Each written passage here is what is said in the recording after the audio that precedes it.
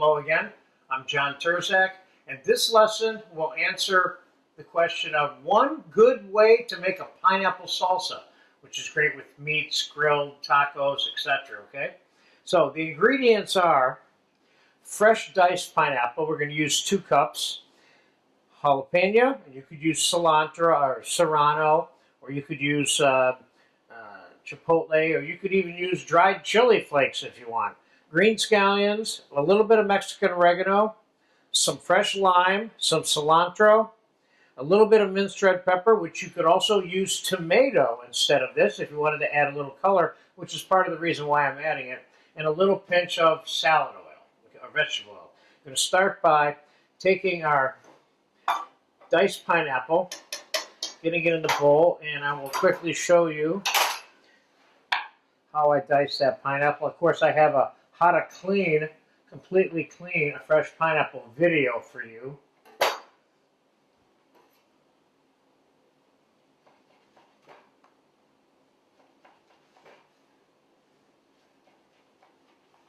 Sometimes these like to get slippery on you, make it hard to cut them thin. But you want it diced fairly small so that if you're putting this with chips alongside maybe some guacamole and tomato salsa as a little chip station, that you can balance the pineapple properly onto the chip. So there's your diced pineapple. And another thing I'm going to do for you today real quick is I'm going to show you how to puree a little bit of pineapple and slush it into the chunky pineapple salsa to make a pineapple salsa that's a little more saucy-like, okay? But first, let's get the minced green onion in here. I got about, 2 big scallions here.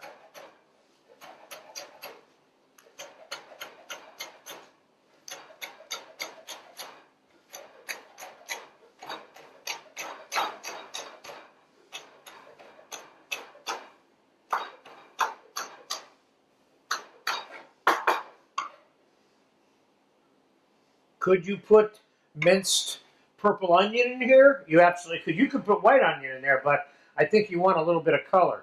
So let's put a little bit of red bell pepper in there.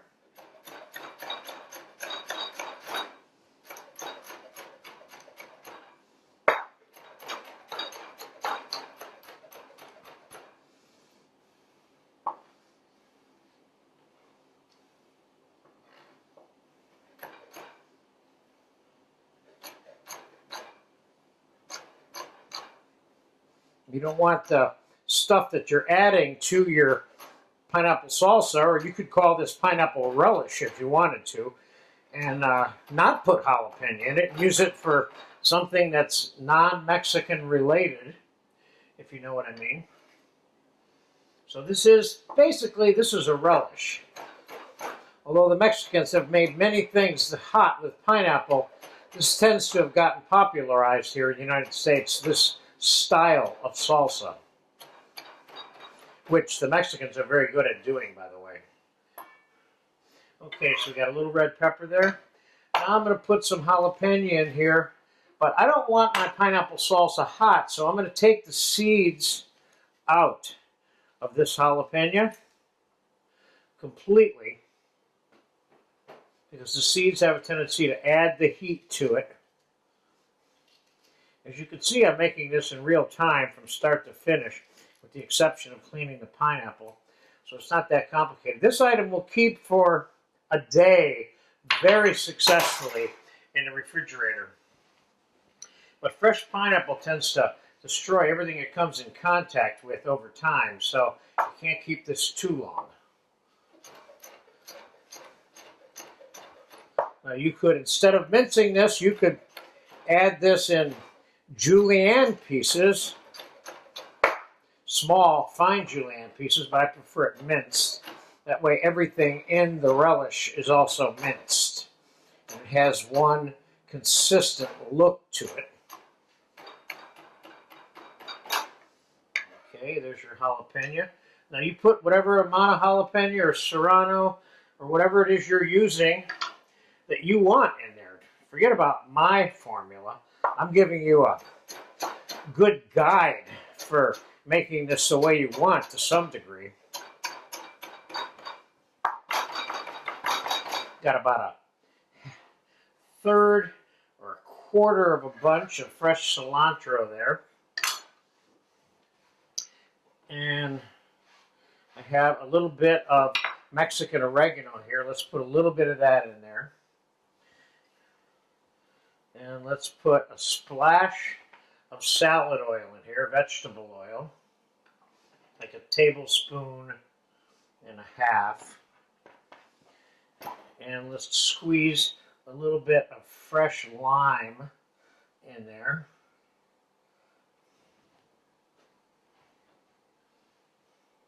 I got about 1.5 limes that I've squeezed in there, but these are not the juiciest limes that I've ever seen.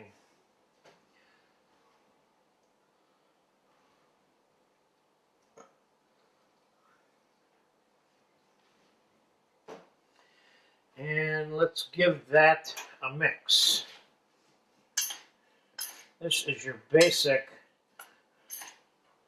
pineapple salsa that I'm suggesting. Sometimes if your pineapples are not really ripe, and this has happened to me a number of times, keeping in mind that I've owned 4 Mexican restaurants and I've used this kind of thing a lot. If I got stuck with a pineapple that wasn't completely ripe and I had to use it, I'd just add sugar to it. Obviously, that's one of the big differences besides the texture is how much sugar it has in it because it's ripe.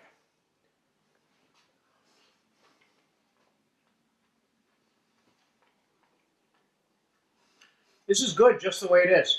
So what we'll do is we'll take a little bit of this and put it on a plate here. That's nice and chunky. This is a great fresh tasting summer thing, but I wouldn't hesitate for a second to eat some of this in the wintertime. Now I'm going to take a little more of this and put it in a separate bowl. And I'm going to make some pureed pineapple in my little mini food processor here.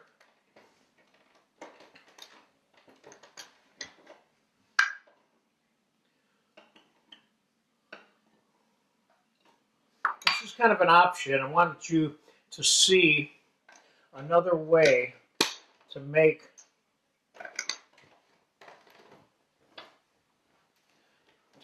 the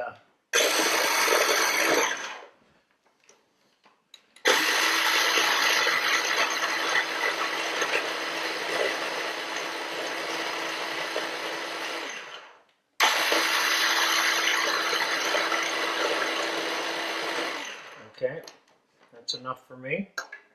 Now,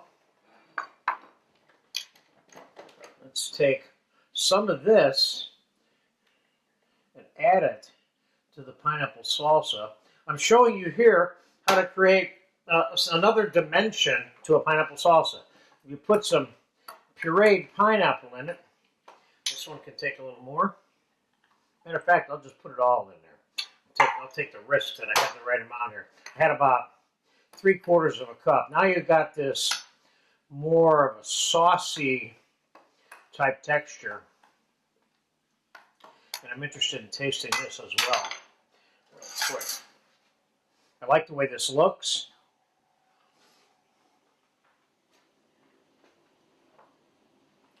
This is nice. Let's take a look at the difference in the texture of the two. My point is here, there's more than one way to do this. There's a version there that has a little bit of fresh pineapple puree in it. So there you go. That's my version of American/Mexican pineapple salsa, or almost like a pineapple pico de gallo, but it's not really because there's no tomato in it. There you have it. Get a chance to make this. Enjoy it. It's fresh. It tastes great.